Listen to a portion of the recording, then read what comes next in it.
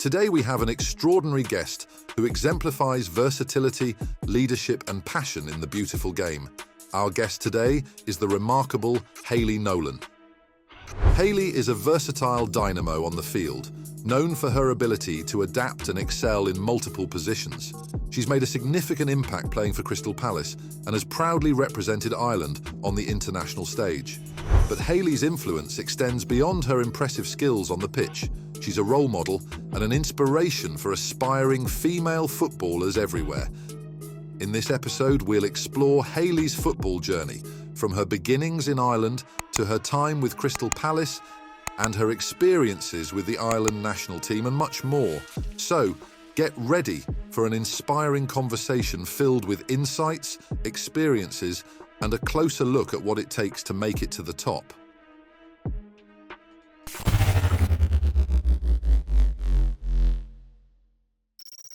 Guys, welcome back to the How to Become a Pro Footballer podcast, episode 115, second podcast of the day. I'm wearing the same clothes. Don't judge me. It's not the next day. We're glad to have Hayley on the podcast, first woman guest. Yeah, if you could just introduce yourself, your name, where you're from, where you're currently playing, and position. Yeah, my name's Hayley Nolan. I'm a defender and I play for Crystal Palace at the moment. Thanks for having me on. Of course. Thanks for taking the time. So yeah, if you could just take us through your journey, how you got into playing, and then we'll kind of go up to signing your first pro contract and kind of hear the ins and outs of the game. Yeah, sure. So I started playing football in Ireland. My family's quite a sports, mad family. So we kind of played every sport under the sun. I've got two older sisters as well. So they kind of played everything as well. My dad really wanted to get us into football, so the three of us kind of started for our local team back in Ireland. And I joined my first women's side called Peamount United, which is one of the main teams in Ireland. It's an amateur side, but at the time it was probably the best kind of women's side that you could join when I was around that age. And then from there I played up until I was around 16, 17 with that team. And then I really wanted to go to the States and play college football. I had the opportunity to go and play in the Dallas Cup. I think it was back in 2009 or something like that. So I went there, met a couple of coaches, and I felt like I really wanted to play in America. I really liked the kind of atmosphere and the vibe I got from the people over there. And so I signed for the University of Hartford, and I spent 5 years there. Awesome. Yeah, so let's take us back. I was doing some research before. I saw you first began playing, was it women's, and then you started playing with the boys team? So I played with the boys up until I was 12. So in Ireland, you can play at that time, you could only play up until you're around 12 years old. Yeah. At that stage, they probably thought that the physicality was a bit too much. Yeah. They thought that we might get hurt. Whereas nowadays, you can play all the way up until 17, 18, which I think is really beneficial. For sure. So I played for Celtic up until I was around 12 and then signed for a women's side. So would you obviously you said it was beneficial. How do you think it was beneficial to your development as a player? I just think physicality wise, I think, the men, I think they're a little bit quicker, a little bit more stronger, physical in that way. And I think that it made you as a player sharper. Yeah. I think, especially at that age, I think from 10 to 15, you're quite in a vulnerable state in terms you can get really, really good in terms of your physicality wise. And I think that if I could continue playing, I would have. Unfortunately, they wouldn't let me. Yeah. I know a few girls now that I play for the national team with, and they're around 18, 19. They had the chance to play with boys up until 18. Oh, wow. And you can kind of see the difference in that and how quick they are, and maybe the decisions that they make. They kind of do it a lot quicker. So did they change that rule? Yeah, so they changed the rule, I think a couple of years later, just to allow girls to play. I think it was mainly down to the lack of women's sides available in Ireland at that stage. Yeah. And I think especially girls, I lived close to the city in Dublin, so there was a couple of women's sides around me, but girls that live maybe in other areas in Ireland, there wasn't that opportunity for them, so they gave them the opportunity to continue playing with boys. So would you, other women listening, watching, would you recommend it? Yeah, I would. And I think even when I played with the national team when I was in college, my final year in college, I actually went and trained with boys because my national team coach said to me, she was like, well, if you're playing in the States, I'd like you to train with boys maybe once a week because I think it would help your development. And I did do that over there and I really enjoyed it. And I think if girls can do that, I think they should do it up until the age that they can. For sure.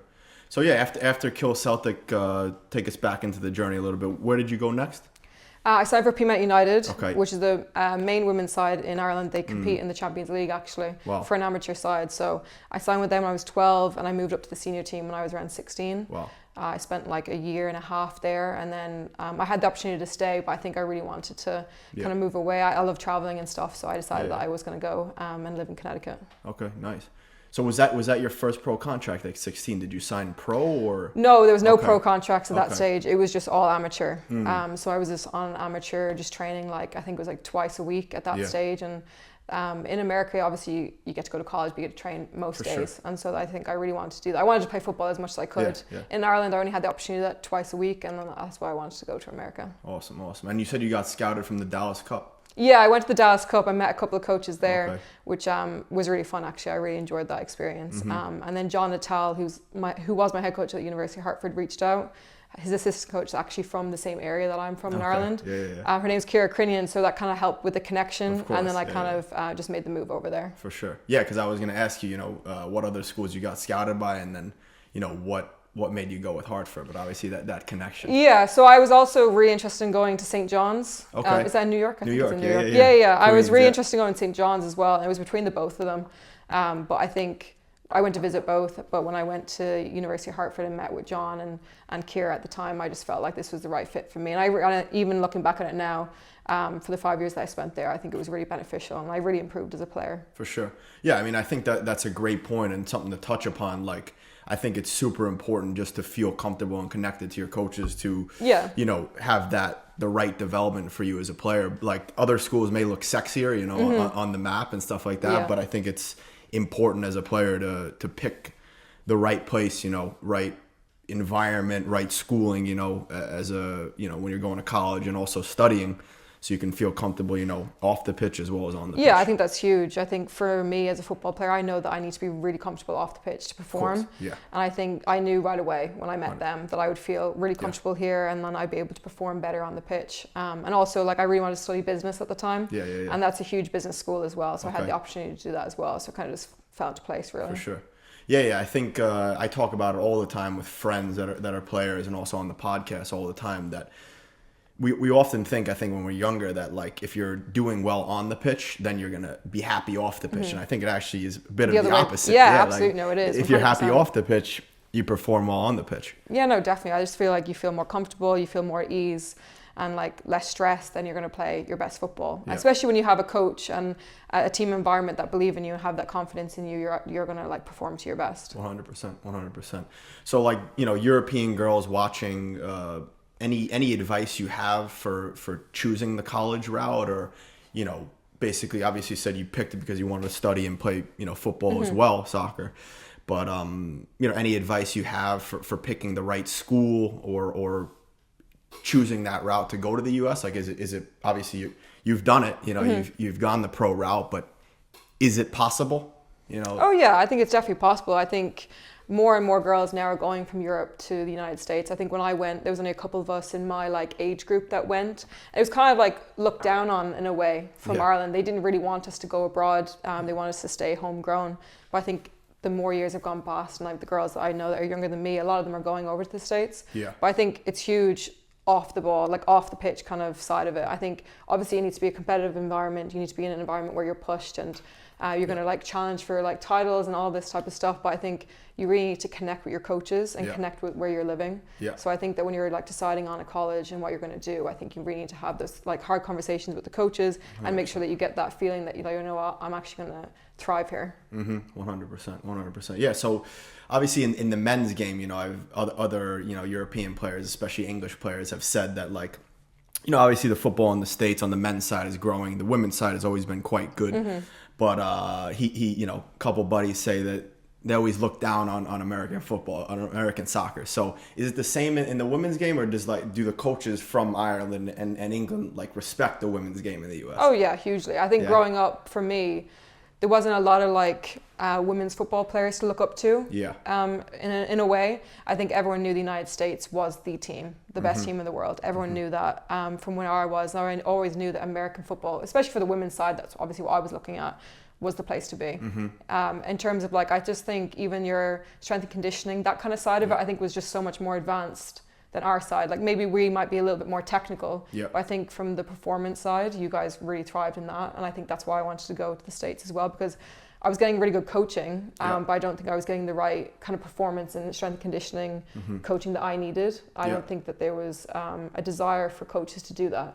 When I was younger, it wasn't like get in the gym or you need to work on like these like kind of plyometrics or that kind of stuff. People were just saying, no, you don't need to do that. You just need to go play football, which is great. And obviously, for sure, it does. You get really good technically, but I think from the other side, you need to be able to perform. 100%. And I think that really helps from that side. Yeah. So when you started doing that, you know, strength and conditioning and looking after your body in that way, did you notice like a performance increase? Yeah, hugely. I think I went to the States first, and I really struggled with the heat, which was the main thing when I went in August. Like it was absolutely roasting. I was gonna say the heat in Hartford. Hartford. The heat, and I got red hair and white skin, so I really struggled with that. So that was tough. And obviously, like I did do a little bit of gym just because at that age, like I was playing for the under-19s Irish team, so like there was a little bit of it. But I think when I started doing it more and more, I felt a real difference for the way that I was performing on the field. I felt fitter, I felt stronger, I felt like I was more explosive in a way. And I learned a lot, and I think it really turned me from just playing football like for fun into more like, oh, I want to do this for sure all the time. I want to make this like my job.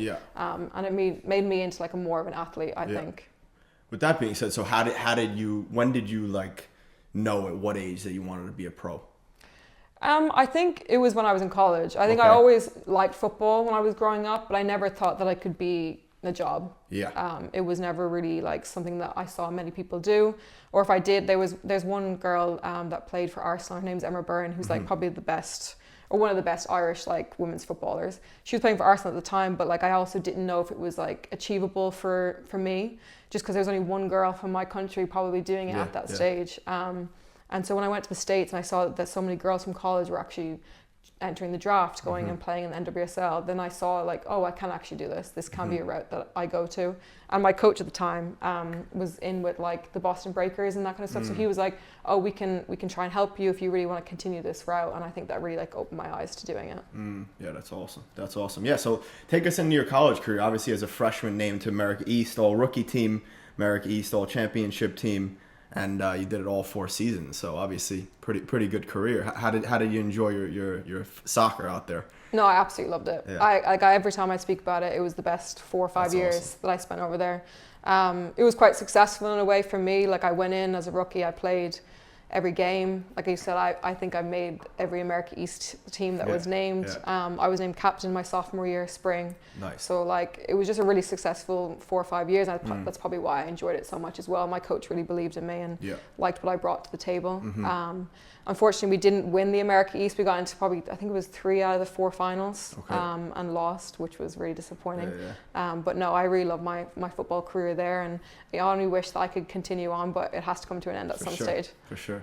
So how did you enjoy like the lifestyle? I don't know how it is in Ireland, but obviously, you know, in the States, you know, you're living with the girls. It's that real great camaraderie. Is it similar in Ireland, or like when you were playing, you know, your football when you were younger, or how was that camaraderie with the girls? Oh no, I think it was a little bit different because obviously I was living in it 24/7. Exactly. Whereas when I was playing at home, I was living with my family, then going to training, and then just coming home. Whereas there, like, I had to grow up a lot very quick. At 18, moving from Dublin all the way over to Connecticut, like I had to just grow up really quickly. And so like I really enjoyed that. I had some really great friends that made it a lot easier for me, and I think I was really like blessed in a way that I had so many friends that took me in, and their families took me in and made me feel like I was at home there, which made me play better. So I was really lucky that way. But no, I think it was a little bit different in terms of like I was able to actually really like engross in it all 24/7. 100%. That's one good thing about Americans. We're generally pretty open. I would and say that. No, you know? honestly, I would say that. Like, honestly, I couldn't get over like the hospitality and how like lovely everyone was to me. Even people that like I met, like that came onto the team when I was a senior and they were a freshman, their families were always coming up to me, making sure that like I wasn't by myself on the weekends, or like I was able to go somewhere for Thanksgiving or whatever it was. Like I can't get over how good the people were to me in Connecticut. Like honestly, the best people that I've ever met. Yeah, that's good to hear, because you know we were talking before about Germany. Like when I was in Germany for 3 years, like, you know, you wouldn't get always included in the group. So I think that's one great thing that we try to do in the U.S. And one thing that I try to do on new teams is like, you know, if a foreign guy comes in or a new player comes in, like you want to try to welcome them like as soon as possible, because you don't realize like until you actually leave your comfort zone in your home, like how tough it is, you know, to be in a culture shock. No, it can be really difficult. Even like, obviously when I moved from America to London, initially I moved during COVID, and that was really difficult, and I really struggled for the first couple of months, because obviously at the time you were in isolation anyway, so you can't really like get to know people on that level. So I really struggled with that, and I think when I was there, I really took like in that when I was in the States, how great those people were for me, that made me feel so welcome and so at ease so quickly, because that allowed me then to perform straight away. Exactly. Otherwise, like if it wasn't the case, I would be sitting on the bench, or I wouldn't be performing to the best of my abilities. So I think it's really important for teammates and for coaching staff to try and help players that are coming from different countries to really like let them settle quickly. Yeah, absolutely. With that being said, any like culture shocks, any funny stories when you first went over there?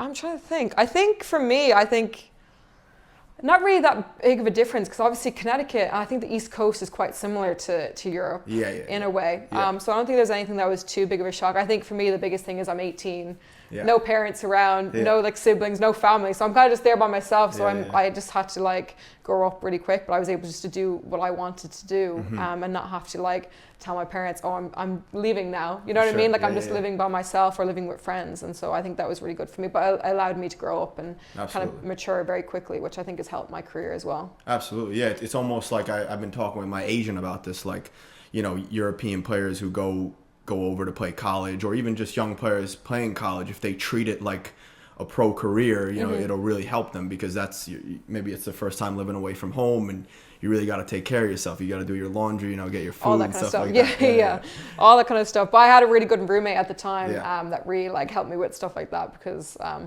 wouldn't say I was the best cook, but honestly, when you're a freshman in college, you get like free passes to eat, and then you just have to go up and get your food. So it was easy. So that was nice as well. For sure. So yeah, you were talking about you were named captain sophomore year. Any tips for listeners, you know, viewers, on how to be a good captain, how to be a leader of your team? Yeah, I think at that time, it took, like, I was surprised to get it because I was so young. I don't know, like, if I was ready at that time to have it, but that, like, when he gave it to me, like, I knew I had to change the way that I was in terms of, like, it's difficult because if you're a sophomore, there's girls on the team that are older than you. And they're probably sitting there going, how is this girl captain? I think I was only like 19 or whatever I was at the time. But I found it difficult at the start because obviously my friends were on the team and we're only sophomores, like I'm not a senior. So I did think I struggled with that kind of, you're in a different kind of role, you know what I mean? Like you have to be able to hold your friends accountable. And I think at the beginning, I think I struggled with that a little bit because I was like, it's tough to turn around to your friend and be 100%. Like, you can't do that, or you need to pick up your standards or whatever the case is. But I remember at the time, my coach kind of brought in an old player that was captain, and she kind of like mentored me in a way. And kind of helped me out in that kind of role. And she was just saying that, like, he's giving it to you because the players around you respect you regardless of your age. And so, like, you just need to take that as a compliment and take it, like, by the scruff of the neck. You know what I mean? Like, he wants you to lead the successful team, and you have all the capabilities to do that. You know what I mean? Yeah, I mean, like you said, you had a change, but obviously I'm sure he saw, like, leadership qualities in you. Yeah, I'm sure he did. I don't think he would have just given it to me any other way. I think for me, when going into it, I think he knew that I wanted to play football afterwards. I think he saw that, like, I could kind of develop into that. And I think he saw me as a role model to the other players in terms of, like, I loved going to the gym. Like, I loved working out. Like, I loved like fitness, all that kind of stuff. And maybe some girls didn't, maybe some girls did, you don't know. But I think he saw me more as a captain, the way that I lead by example more so than because I wouldn't say I'm a very vocal player. I would say I'm just more of like a leader in terms of what I do. And I think that that's kind of the route that I kind of went more so than being kind of the loudest player on the field. For sure. And were you playing center back like your whole college career? Or? No, so I started off, I played holding mid. Okay. For the majority of my career, like at Hartford, I played some stints as a center back when we had a couple of injuries. But I played the majority as a midfielder, and my first year professionally as a midfielder, and then I transitioned to being a center back. Interesting. So do you think, obviously, you know, having that center midfield role and being in the center of everything and needing that 360 view of the pitch, do you think that helped with your career now? Because obviously, I think something very important as a leader is, like, when you're managing your teammates, like, you need to see and put yourself in their shoes. So you can, like, obviously in that center mid role, you can see the whole field. So when you're playing center back and, you know, you're in the center of everything, it's much easier to manage your players. Yeah, no, definitely. I think playing midfield has helped me Yeah. hugely. Like you said, the 360 view Yeah. as a centre back, really, you're only just looking forward, Yeah, which makes it so much Yeah, it's easier. not And it makes it so much easier when you're on the ball. For sure. But I think it helps you lead in that way too, because you can, if you're at the back line, you can absolutely see everything. You can see what people are doing and what they need. And obviously having that midfield kind of background, I can kind of help the midfielders as well, because I know what positioning they should be in or where they should be to receive the ball from me, where we can like attack quickly and go forward. But I definitely think that's helped me like kind of transition as a centre back, because I would say I'm more of a ball playing centre back. Like I love to keep possession in that way, and I think that kind of really helped me. Very nice, very nice. So is there anything you noticed, like the difference between, you know, players in the US and players, you know, in the UK, like when you first, you know, stepped onto the pitch or through your 5 years? Like, yeah, I would say the biggest thing is that when I went to America, like everyone's an athlete. Yeah. Everyone is a complete athlete. Like some girls like in the gym were insane. Like I couldn't even get over it. But then technically they might not be as like good as maybe the European players. Some of them are, obviously. They, like, don't get me wrong, there are some great technically gifted players in America, but I think from an athletic standpoint, I couldn't get over just how like insane some of these players were. Fitness wise in the gym, like you could kick the ball like long and they would get there like 10 out of 10 times. You know what I mean? Like I just couldn't get over it. And also in America, it's like you make subs continuously, right, as well. So the game is really, really fast all the time, because you can make flying changes. Whereas in Ireland or back in England, it was 3 subs only at the time. So the game would obviously slow down because people are tired. But in America, it's always fast paced, which I really enjoy, because it made my fitness go from like where it was, like maybe here, all the way up to here, just because I needed to be able to catch up and be with these girls. Well, what about game intelligence? Because that's something that I always hear from the men's side. It's something that I notice. Like game intelligence on the European side is almost always higher, and I'm not sure from the women's side, but from the men's side, it's definitely noticeable, and I think a lot of that has to do with the culture. What did you think on like the women's side, like soccer IQ, stuff like that? Yeah, I would say for me, the IQ maybe was a little bit better where I was in Ireland. But in saying that, my coach at the time, he was working with the Swedish national team. So he kind of had that like European kind of background to his kind of coaching. And so he really like took it into consideration that he needed to really coach these girls and kind of bring up their game intelligence in a way. Just because we wanted to not just be athletes on the field and be like, we can outwork this team, but we want to be like a ball playing kind of college squad. I think that like I did notice it in some of my players and my like teammates around me, that maybe their game IQ wasn't as high, or they didn't really get these like little pieces. But I definitely saw the development getting better throughout the years that I was there. For sure. How do you think game IQ is developed? Because I know I heard one of your interviews, you said that, you know, your dad always had football on TV, so you're constantly watching it. Like, do you think it's more from the coach's standpoint, or, you know, constantly watching football or playing, or all three? Like, what do you think is like your best tip to improve your game IQ, your game intelligence? Yeah, obviously I think it is definitely all three. It could also be watching as well. I did notice that, like, when I went to America, not a lot of the games are obviously played. Obviously that comes with time difference and everything. There's also millions of other sports on, NFL, basketball. So everyone's quite busy watching other things. I think football kind of falls maybe a little bit lower. I do think watching it helps. When I was younger, I used to love watching the halftime analysis or the end of the game analysis. Like I love that. Like even now, like the Jamie Carragher's and the Gary Nevilles, I love watching it because it's just a good insight to see it. But then if you're watching it constantly like that, then you pick up on things 100%. and then you see it when you're playing. So I definitely think watching was probably maybe key for the Americans. For sure. And then you did a 5th year as a graduate assistant. I did. MBA. Yeah. So how did that come about? I just didn't want to leave. Yeah. I didn't want to leave. And I remember speaking to my head coach at the time, being like, I really wish I had a 5th year, like a redshirt year or something. Especially because I think 2 of my friends actually were able to like stay on and have a redshirt year. And I didn't want to leave. I loved it to pieces. And so he kind of like turned around to me. He said, well, if you want to be a graduate assistant, like, the role's there. If you want it, you can have it. And so I did do that. I was able to train and play with the team as well, which was nice. And I played with this summer team called CT Fusion at the same time. And so I really enjoyed that, because that puts me out of my comfort zone. Again, it's a situation where these are my friends, these are my teammates, but now I'm a coach. So like you kind of have to bridge that gap, and I can think that helped me as well with my like kind of game intelligence. Because John at the time, like he was a really like high caliber coach. Like I said, working with the Swedish national team and the US national team as an analyst. So I learned a lot from him, and I really enjoyed it. Wow, awesome.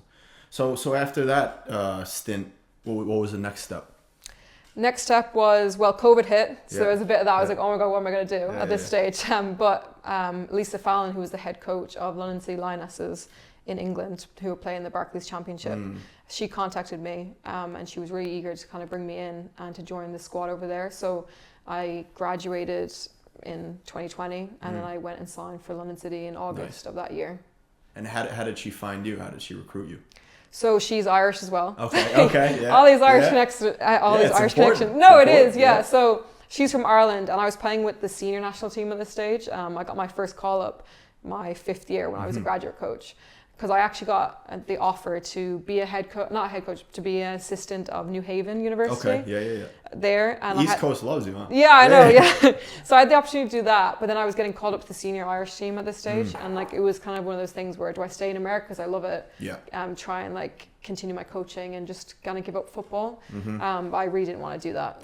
Especially when I got a taste of playing senior football, and being in that environment with Ireland and like trying to qualify for Euros and World Cups, like I didn't want to turn that down. And so when I got a taste for that, I was like, I need to kind of put out feelers and see if there's any pro clubs that would be interested. Unfortunately for me, there was an Irish coach who had just been announced for London City Lionesses. She's actually, again, from around my area. Okay. And so she kind of contacted me, and then it kind of went from there. Awesome. So how was that first taste of football with the national team? Oh, I loved it. Yeah, it was a big jump, though, as in you could see the difference. At that time, some of the girls were playing professionally. Not the majority, but a few were playing professionally. A few were in college in the States. But it was just good to be in an environment full of competitors and people that really pushed each other and wanted to be better and wanted to take the nation forward and to be a team that qualifies consistently for tournaments. And so when I got a taste for that, I was like, I want to continue this, even though like I had the offer to stay on in America, which is hard in itself because obviously like visas are hard to get. Like it's hard to stay in America. It's hard to go back if you want to go back. And so it was a really difficult decision for me, but I think I made the right one. For sure. So how long did you spend with the Lionesses? I spent 3 seasons there. Okay. Really enjoyable experience. I grew like so much as a player and as a person as well, but I really enjoyed my experience there. Lisa Fallon was the head coach at first, and then Melissa Phillips, who's also from the United States, kind of took over as well. Nice. And then I saw you were on a TV show or oh yeah. What was that? Take us into that. I was on a TV show. The Ultimate Goal. Yeah, that was actually in between before I signed for London City and during the summer between like when I graduated and when I went to London City. So that summertime, I went on the show. It was basically to help you get a professional contract. So basically I went and did that for a couple of weeks. I met some amazing people through that. Where was that based? That was in London. So I flew into London, but I actually think it was up in St. George's Park, the English national team training ground. So it was actually filmed there for, I think it was like 2 weeks. So I went there for 2 weeks. I met loads of great coaches and some clubs, and I spoke to a few agents. So it was actually really good to kind of make connections. 100%. And then, to be fair, I had London City kind of running alongside it at that stage, and then I kind of just went for that one. How did you get seen for that, or how did you qualify to get into that show? I think someone just saw that I was like available. I think I did do a lot of like stuff in America with like interviews and like going on and doing like loads of videos and stuff. So I think they saw that, and then I think someone just emailed me and asked, do I want to jump on, and then kind of just went from there. That's another thing the US we're decent at, is all the media. The media is 100% like really, really good in America. I loved it. That kind of side of it, that content creation and all that is huge over there. I think it's getting bigger here now. You can definitely see it, but I think over there it was massive, especially for growing profiles and getting people's names out there. I mean, I think in Europe it's a bit more looked down upon and a little like unprofessional, but like if you do it in the right way, like it's helpful because it just gets your name out there. You know? It's huge, and especially nowadays. Like I think the way that Instagram everything's going, like you really need to be like on it in terms of like your social media in a good way, because obviously it can 100%. help you and get your name out there and your profile bigger, because obviously you want to get commercial deals, sponsorships, all that kind of stuff. So I think it's important to kind of put yourself out there. 100%. So in the women's game, when you're like reaching out to pro teams, you advise, going with an agent, or because I know in the men's game, like, I always advise people, like, if you don't have an agent at the moment, you go LinkedIn. You could even get teams on Facebook and emails. Like, what would you advise in the women's game to get in contact with pro teams and get those opportunities? For me, I went through the agent route. Yeah. I went through an agency that I knew a few of my friends had gone with, and that's how I went that way. I know that you can email out and reach out to coaches directly, especially if you might know somebody that can get you in touch with them. Yeah. And then you can obviously send highlight videos and that kind of stuff. But I do think the way that it's going now, it's going very professional in terms of, I do think, like, if having an agent is helpful, especially one that might be in and around that area that knows the connections and can get your name in there. For sure. Yeah, and then I think you also said another underrated way is like to have, like, you make good relationships with teammates, and you show them how you are on and off the field, and then you reach out to them and see if they could. Yeah, it can be word of mouth as well, because coaches really take into consideration their teammates, their players' opinions and who they might like recommend and who they think is a good character to bring into their culture, because I think that's important too, not just as a player. And so, like, coaches do ask players' opinions on players. So I think it's important to kind of have those relationships with your teammates, and to obviously, hopefully, that they'll help you out if you need it. For sure. Yeah. So take us into signing with Crystal Palace. How did that come about, and how's it been so far? Yeah. So I signed just this past summer. It kind of came about. I knew I wanted to leave London City at that stage. I'd spent 3 really great years there, almost getting promoted the last 2 years, which was hard in itself, because we obviously just missed out on the promotion. But it was like a really good experience, and I just knew that the 3 years, I knew I was finished in terms of, like, I needed to go somewhere to grow and to be challenged again, and to not kind of put myself again out of my comfort zone, because I was too comfortable, I think, at that stage. And so during the summer, I just knew that I wanted to try something different. Had some conversations with different clubs, and so the Palace one kind of just fell into place in a way. I really liked the way that the kind of club spoke about their ambitions and where they want to go in the next couple of years. It's such a big club, a massive club, especially on the men's side, and they really want to grow and push their women's side to get into the WSL, which is like where it definitely deserves to be. And so I really liked what Laura, who is the head coach at the minute, is kind of growing and building there, and I kind of bought into that kind of culture. For sure. And are you playing as a centre back there or holding mid? Centre back. So I'm a centre back now. I played my first year at London City as a midfielder. I had a conversation with the coach and my national team coach, and we kind of all came to the kind of consensus that maybe I'd be a better centre back, or I could play at a higher level maybe as a centre back. And so I kind of went down that route, and I've kind of enjoyed it really so far. Sure. Yeah. For sure. And how do you look at that? Because there's a lot of players that I get asked by, like, I'm playing this, this is my position, and my coach wants me to play this position. Like, how do you recommend dealing with that when your coach wants to, switch your position ultimately? Yeah, it can be difficult, obviously, especially if you really prefer the position that you play in. Yeah. I had always transitioned from a midfielder to a centre back. I always played both. Yeah. I was always a midfielder, but like if people were hurt or something was happening, they might just push me back as a centre back. And I did enjoy it. Obviously, when I had that conversation, I needed to look at myself and be like, can I make it at a high level as a midfielder, or can I make it as a high level as a centre back? Like, which is going to be better for my kind of career and my development. And I did take into consideration, like, I had a lot of respect and trust in the coaches that I spoke to, and if they thought that I was going to play at a higher level in this position, then I thought that I might as well give it a go. And last year was my first year playing as a centre back, and like, I won Player of the Year at London City. Nice. I thought I had a really good year. I was really happy with how I performed, and I kind of think that just shows that maybe this is the position that I should be playing in. Absolutely. And then at the end of the day, it's just like, being on the field is better than being on the bench. No, exactly that. You want to be playing. That's the most important thing. You know what I mean? You don't want to be sitting on the bench. And so, like, obviously it worked out in a way. Absolutely. So you just came back from qualifiers. How did that go? Yeah, good. We were undefeated in 6 games. So nice. Top of the group. Wow. We're in the UEFA B League. So we've qualified now, or promoted into the UEFA A. So we'll obviously next year be playing against a bit more competitive teams, like maybe like the Englands and the Germanys of the world, which will be fun in itself. It'll be a fun game. But 6 wins from 6, so can't really complain at that point. Not bad. And what's the vibe going into the national team now, as you've gotten older and more mature as a player, and develop your game as a pro? I think Ireland has grown so much in terms of the national team. We've always been a good nation. We've always been a very hard to beat team. Like that's always what people said. Hard to beat team, works very hard. But we're a lot more than that now. Like we can play football. We've got the talent. We've got some amazing players that play in the NWSL, that play for top teams in the WSL. So we've got the players to do it. And I think you can see that we just qualified for the World Cup previously. Nice. And I think we're a nation that's going to be qualifying for every tournament that's coming up. I think that's where we're at, and that's how the kind of national team has grown since I first joined 4 years ago. We just missed out in the Euros, but I think from now on, like I think we're a nation that's going to be qualifying and hopefully moving past group stages into round of 16s. And obviously it takes time. You're not just going to go from qualifying to winning, you know what I mean? Because there's like a whole like process to it, but we're in a good place so far. Yeah, exciting stuff.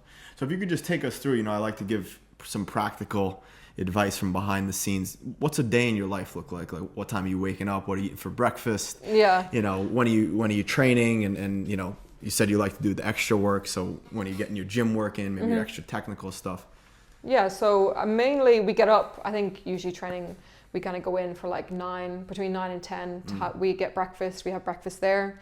And then we kind of go into like an analysis meeting. If it's a Wednesday, Thursday, we're doing analysis of the team that we're playing on the Sunday. Either it's in possession on the Wednesday, out of possession on the Thursday, that kind of thing.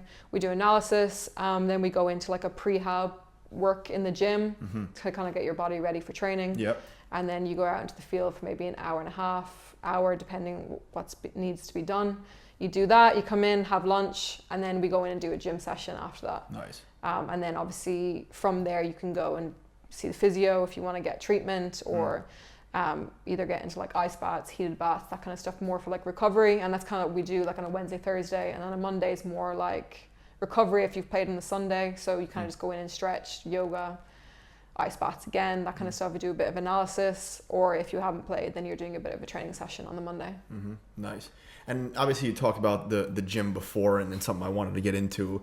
Obviously it's kind of changing now, but the common misconception of, if you lift, you're going to get bulky as a girl. Yeah. Like how would you, deny that myth, and what's your advice to, female footballers about the gym and how important it is? No, I think it's hugely important, really, really important, especially the way that football is going now. You need to be strong and powerful and explosive, and there's a way to do it, you know what I mean? There isn't like, you're not going to get bulky from lifting weights. Is a way of doing it, and I think at Palace they do it quite well. We do on a Saturday, we do more of a power lift, because that gets you set for the game on the Sunday. I know there is that misconception that like if you lift you're going to get bulky, but it's not the case. You need to do it to get stronger, to get quicker, and I think that it's important that you have the right people in place to help you, and that's 100%. Why like at Palace we have some great S&C coaches that really help you, because as a player you might not know what you need to do that will make you perform better on the field, but that's why you have those people there to kind of help you out. Absolutely. With that being said, with the things you've learned over your career, what would you say are like your top 5 lifts that you recommend for female footballers? Well, I think plyometrics is really important. I think I've only started doing that more recently, because obviously there's the regular lifts that you do, like legs, upper body, kind of like hip thrusts, that kind of deadlifting, whatever that may be. But I think plyometrics is really important because you need to be like springy. You can't just be like lifting heavy weights all the time. Like you need to be springy, you need to be jumping, because that kind of helps with your explosiveness. So I would say for me it is plyometrics, but someone else might have a different opinion. But I would say plyometrics is like the main one for me. Yeah, absolutely. Yeah, because you have to do those heavy lifts, develop the foundational and the match strength, but you need the transfer to the pitch, and that's what you need to transfer do. It from like being like lifting to being powerful, to being able to explode, to be like agile, you know what I mean? Because all football is all twisting, turning, being explosive off the first touch or off the first push. So I think it's important that you kind of like mix them all, and that's why I think I've taken plyometrics into mine more recently, because I've realized that like I need to be a bit more like springy, I suppose, in a way, especially as a centre back against these quick forwards nowadays. For sure. Taking us into the nutrition part, and any specific diet you follow, or how do you look at your nutrition overall? No, I don't think I follow a specific diet. I think, for me, like it was a stage where like I think I ate like a normal teenager, I suppose, at the time. And then when I went, I think I learned more when I went to the States from that nutrition side, because I had like a nutritionist available to me. Nice. I think before, when I was younger, before I went to America, I kind of just thought, oh, you can't eat carbs. But really, you need carbs to perform. No, you need them. 100%. But like I think before I thought, no, don't eat carbs, just eat protein, just eat like healthy greens, that kind of stuff. But that's not the case. No. And so when I went to America, like I learned a lot more about the nutrition I need. The carbs are very important, that you need them. And so I don't follow anything, but I just try to like eat everything in moderation, I suppose, because you can't just be like, I'm not going to have chocolate for 2-3 weeks, you know what I mean? Because we're all human. I think it's just taking everything into moderation. But I think having protein and everything after sessions is really important, and to make sure that you are carb loading for games before, like on a Saturday night, like having pasta before. Absolutely. Yeah, I think that's the worst misconception, and to stay away from carbs. You know, I think the fitness industry did it to us, you know. And it could be like honestly for girls as well, because obviously we can be very like, oh, I'm not eating that, like body image type thing. But I think it's really important that like your food fuels you. So I think it's very important that you kind of get on top of it in the right way. Yeah, I think that's so well said. And I think especially for athletes and footballers, you have to look at it as like, you know, not eating for changing your body composition, and rather like fueling your performance, and then like everything indirectly adds up, you know. Yeah, no, definitely. I think for me, it's still a learning curve. And I think it's something that you continuously learn throughout your career, especially like when I go away, you know, you're in different environments, so like at club, at international level, it could be like a little bit different, because everyone has a different like look at what nutrition should be like. But it's kind of nice to do that, because you learn a lot from different people's opinions. Absolutely. I think I know that it's just when we go to national team, it's important that you fuel and that you have protein afterwards. They have like creatine available to you, collagen as well, to kind of help like with your muscles and your bones and stuff. So like all that kind of stuff is really important. Yeah, absolutely. I think with all that stuff, it's about taking a little bit from this person, that person, and making it your own. And seeing what works for you. Exactly. You know, because we're all different, you know what I mean? So like I might like eating 2 bowls of pasta before a game, that might make me play really well, but someone might just prefer like the one, you know what I mean? So like I think it depends on who you are as a person as well. Yeah, 100%. In terms of recovery, what are your favorite methods, like ice bath, yoga, sauna? What do you find that helps you, you know, feel best? So I really like the sauna and the ice bath, even though I don't really like ice bath, but I know it's important. So I think I would more be like sauna, ice bath, and then also I'm a big fan of like Normatec boots, that kind of stuff.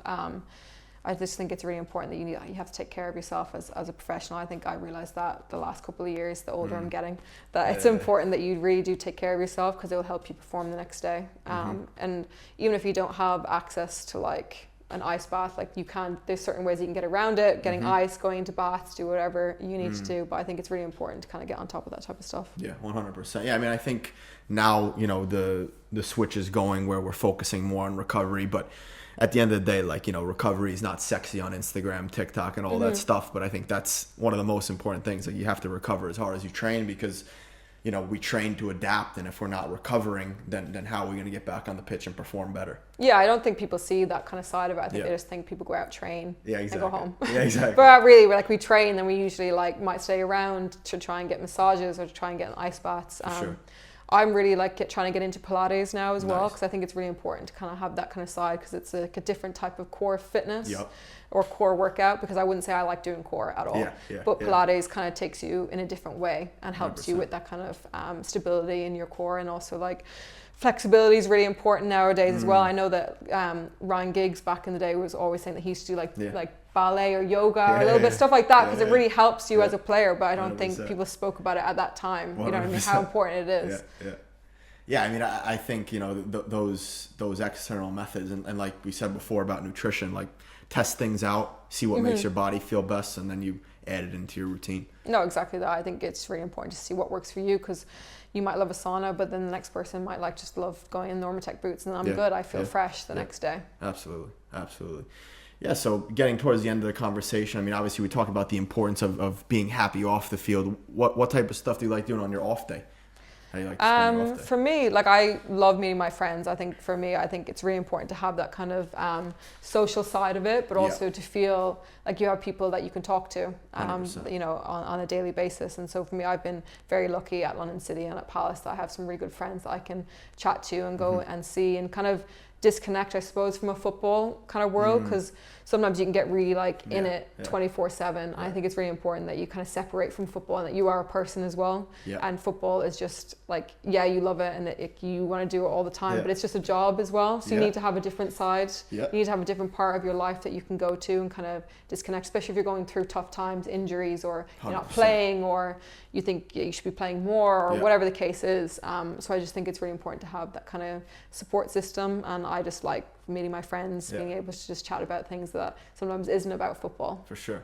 Yeah, I mean, something I heard recently, you know, it's what we do, not who you are, you know. And I think if you, like you said, if you wrap your identity too much into football, and like you're going through tough times, and that's part of the game. There's highs, there's lows. If you wrap yourself too much into it, you can just get eaten up by it. Yeah, I think it's really easy to do that in football, and I think there's times when I've done that. You know, I was injured a couple of years ago, and I just felt like my whole world was crashing down. But really, like, it's only a part of you. It's not your whole life. Absolutely. And so I think it's important just that you have other things that you can turn to. Like I touched on, like I love Pilates. That's a great way to meet like other people that don't play football but are really into like being active and doing things like that, and just being able to disconnect for like an hour while you're doing that kind of activity is quite nice. For sure. Yes, as we get, you know, towards the end of the podcast, really been a great conversation. Just want to hit some quick fire questions. Favorite cheat meal? Ooh, I'm gonna say Indian. Okay. I love Indian. That's a good call. Yeah, I really like Indian. What are you ordering? I love like a tarka dal. Okay. So like a lentil type thing, or like a lentil curry or something like that. I really like that. That would probably be my cheat meal. Yeah. Some naan bread as well? Oh, absolutely. Naan bread, papadums, everything. Love it. What about favorite healthy meal? Favorite healthy meal? I like salmon. Can't go wrong with salmon. Good call. What are you having on the side? Probably like a couscous or like a rice on the side, and then some type of veg. But I would say salmon is probably, because it's easy too and it's quick. Yeah. Especially on the days you don't want to make anything. You just throw it all in the oven and then you're done. Absolutely. Best player you ever played against? Played against? Ooh, that's a good question. That always stumps people. That does. Played against. I'm going to give it to one of my teammates from the national team. I played against Katie McCabe when we played Arsenal in a cup game. So I would say probably her at this stage. Nice. She's a Ballon d'Or nominee, so I have to give it to her. Wow. And best player you ever played with? Again, I'm going to say national team teammate, but I'm going to give it to Denise O'Sullivan. Okay. So she plays in NWSL. She plays for NC Courage, captain of NC Courage. Wow. Probably one of the most technically gifted players I've ever played with, and someone that you would look to in terms of like, she's a 24/7 athlete, gives absolutely everything. Really? I can't get over how good of a player she is, but like she works really hard for it, I think, as well. Love that. It's also all about that Irish connection, you know. I'm gonna give it to the Irish girls, absolutely. Exactly. Favorite vacation you ever been on? I'd say me and my family went to Australia a couple of years ago for Christmas. Wow. So it's really hot then.